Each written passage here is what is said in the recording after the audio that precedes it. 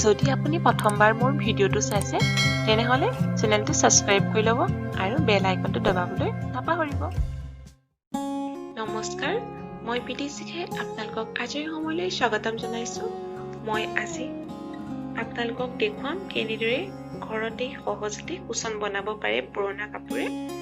আমি মধ্যবিত্তৰ লোকসকলে সদায় চাওঁ যে কেনেদৰে কম খৰচতে ঘৰখন ধুনীয়াকৈ সজাই ৰাখিব পাৰে, আৰু মই আজি পুৰণা কাপোৰেৰে এনেদৰে কম খৰচতে কেনেদৰে গাৰু বনাব পাৰে তাক আপোনালোকক দেখুৱাম। আহকচোন তেতিয়াহ'লে চাব ভিডিঅ'টো শেষলৈকে। আমি মধ্যবিত্ত পৰিয়ালৰ সকলো লোকে কম খৰচতে ঘৰখন কেনেদৰে সজাই তুলিব পাৰোঁ তাৰ বাবে সকলোৱে চিন্তা কৰোঁ, আৰু আজি মই আপোনালোকক দেখুৱাবলৈ লৈছোঁ কেনেদৰে কম খৰচতে আমি ঘৰতে পুৰণা কাপোৰেৰে গাৰু বনাব পাৰোঁ আৰু এনেদৰে বিচনাত থ'ব পাৰোঁ। তেতিয়াহ'লে আহকচোন চাব মই কেনেদৰে বনাইছোঁ। গাৰু বনাবৰ বাবে মই অলপ সৰু কাপোৰ লৈছোঁ, যিবিলাক কাপোৰ পুৰণা অৰ্থাৎ সৰু হৈ যোৱা এনেকুৱা কাপোৰ লৈছোঁ। আৰু এতিয়া মই এখন কেঁচিৰ সহায়ত এই কাপোৰবোৰ সৰু সৰুকৈ কাটি ল'ম।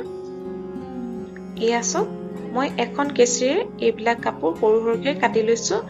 আৰু এই কাপোৰবিলাক যিহেতু সৰু ল'ৰা ছোৱালী আছিলে, আমাৰ ঘৰত সৰু ল'ৰা ছোৱালী আছে, আৰু কমৰৰ ইলাষ্টিকডালহঁত মই তাৰ পৰা বাছি বাছি আঁতৰাই ৰাখিছোঁ, কাৰণ এই ইলাষ্টিকডালে থাকিলে গাৰুটো টাইট হৈ থাকিব, আৰু সেয়ে মই ইলাষ্টিকবিলাক আঁতৰাই ৰাখিছোঁ আৰু কাপোৰবিলাক এনেকৈ সৰু সৰু চাইজত কাটি লৈছোঁ।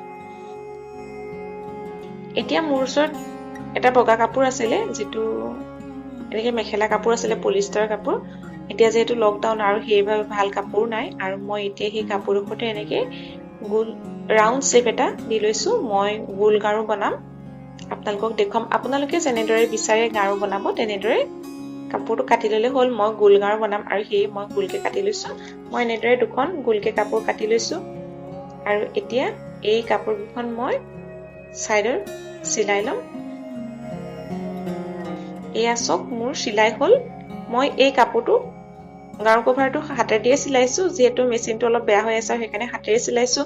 মোৰ ওচৰত বগা গুলি নাই, মই সেইকাৰণে ৰঙিল সূতাই ইউজ কৰিছোঁ। আপোনালোকৰ ওচৰত যেনেকুৱা গুলি বগা থাকিলে আপোনালোকে বগা গুলি ল'ব, মোৰ নাই বাবে মই ৰঙিলে লৈছোঁ। এয়া চাওক, মোৰ গাৰুটো চিলাই হৈ গ'ল, আৰু মই এতিয়া ইয়াতে কাটি লোৱা কাপোৰখিনি ভৰাই দিলোঁ আৰু মুখখন এনেদৰে মাৰি দিলোঁ। এইটো মোৰ গাৰু বনাই হৈ গ'ল। আপোনালোকে এনেদৰে বনাব পাৰে। চাওক গাৰুটো কিমান কোমল হৈছে আৰু কোনো ধৰিব নোৱাৰে। যেতিয়া আপুনি ইয়াত এটা ভাল কভাৰ লগাই দিয়ে তেতিয়া এইটো কোনো ধৰিব নোৱাৰে। মই ঠিক তেনেদৰে এটা দীঘল গাৰু বনাইছোঁ। এইটো চাওক, আপোনালোকে যেনেকুৱা বিচাৰে তেনেকৈ বনাই ল'ব পাৰে। পুৰণি কাপোৰে বহুত ভাল হয়। মই এইটো আগতে বনাইছিলোঁ, এইটো যথেষ্ট কোমল হয় আৰু বহিবলৈও ভাল হয়। মই এইটো চকী কুচন হিচাপে ব্যৱহাৰ কৰিছোঁ।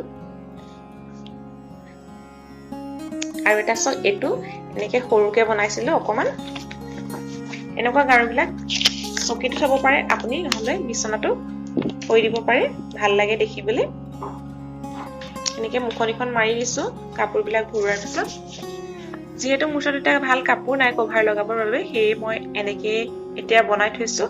যেতিয়া সুবিধা হ'ব তেতিয়া গাৰু কভাৰ এটা ভালদৰে চিলাই ইয়াত লগাই দিম, তেতিয়া আৰু ভাল হৈ যাব।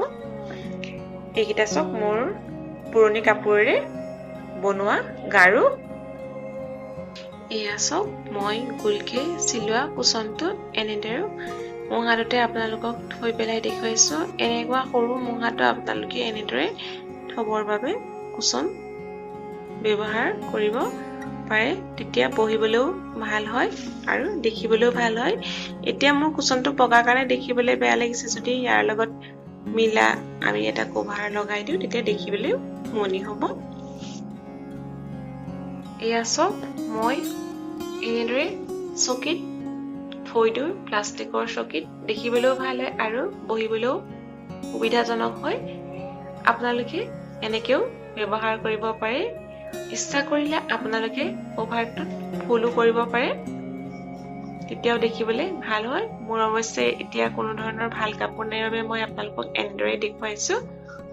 আপোনালোকৰ বাৰু মোৰ ভিডিঅ'টো চাই কেনেকুৱা লাগিলে? যদি ভাল লাগিলে তেতিয়াহ'লে লাইক কৰিব, কমেণ্ট কৰিব। আজিলৈ আহোঁ তেনেহ'লে আন এটা নতুন ভিডিঅ'ৰ সৈতে পুনৰ লগ পাম। তেতিয়ালৈকে সকলো ভালে থাকক। Bye bye.